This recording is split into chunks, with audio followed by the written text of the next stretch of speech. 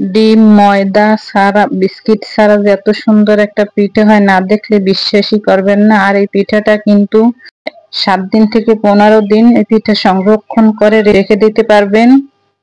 আর এটা পিঠাটা কিন্তু আপনারা চাইলে শিরাও করে নিতে পারবেন। তো দেখতে থাকুন আজকের ভিডিওটি। আসসালামু আলাইকুম। আজকে আরো একটা ভিডিও নিয়ে আসলাম। এখানে আমি পানি গরম দিয়েছি, দেখতেই পাচ্ছেন।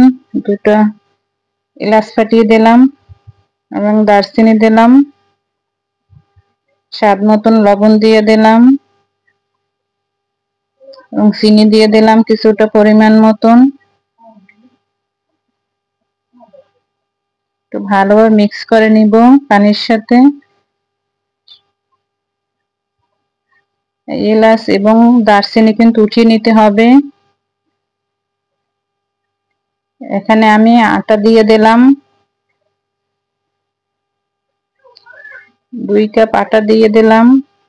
আপনারা আপনাদের পরিমাণ মতন আটা দিবেন, যে রকমের বানাতে চান সেই রকমের।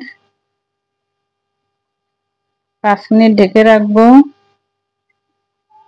তো ঠান্ডা হওয়ার পরে আমি ভালোভাবে কিন্তু মথে নিয়েছি, দেখতেই পাচ্ছেন। সেটা দেখাইলাম না, আমি কিন্তু ভালোভাবে মথে নিয়েছি। তৈল দিয়ে কিন্তু অবশ্যই মথে নিতে হবে, পানি দেওয়া যাবে না। একটা আমি কাটার সাহায্যে সুন্দরভাবে কেটে নিলাম, দেখতেই পাচ্ছেন। এই পিঠা বানাতে কিন্তু খুবই সহজ, আর কিছুই লাগবে না। সুন্দর একটা ডিজাইন চলে আসলো। এখন আরেকটু সুন্দর করার জন্য একটা কাঁটা চামচের সাহায্যে এই যে আমি একটা নকশি করে দিলাম, যাতে একটু সুন্দর দেখায়। এই পিঠাটার নাম আমি দিলাম তারা পিঠা। আমি একটু টুথপিক দিয়ে একটু ছিদ্র করে দেব, দেখতে যাতে আরো সুন্দর লাগে এই জন্য।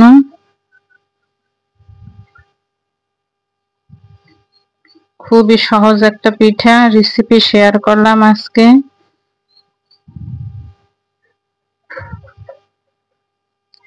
চ্যানেলটি ভালো লাগলে সাবস্ক্রাইব করবেন, পাশে থাকবেন। এই যে আমি এই রকমের করে সবগুলো বানিয়ে নিয়েছি, দেখতেই পাচ্ছেন। খুবই সহজ একটা পিঠা, এর থেকে সহজ পিঠা কিন্তু আর হয় না। ময়দা ডিম এবং বিস্কিট ছাড়া যে এত সুন্দর পিঠা হয়, না দেখলে বিশ্বাসই করবেন না। এখন আমি ভেজে নেব, তেল গরম করতে দিয়েছি। এখন একটা একটা করে আমি ভেজে নেব, অল্প আছে ভেজে নিতে হবে।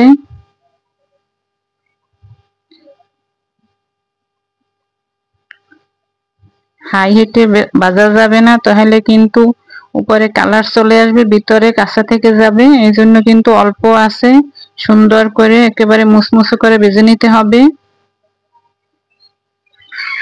যে খুব সুন্দর একটা কালার চলে আসলে আমি উঠিয়ে নেব। আর এই পিঠাটা কিন্তু 7 থেকে 15 দিন পর্যন্ত সংরক্ষণ করে রেখে দিতে পারবেন, এবং এটা কিন্তু আপনারা চাইলে শিরা করেও নিতে পারেন, আবার এমনি এমনিও কিন্তু খাওয়া যায়। তো সবাইকে আল্লাহ হাফেজ।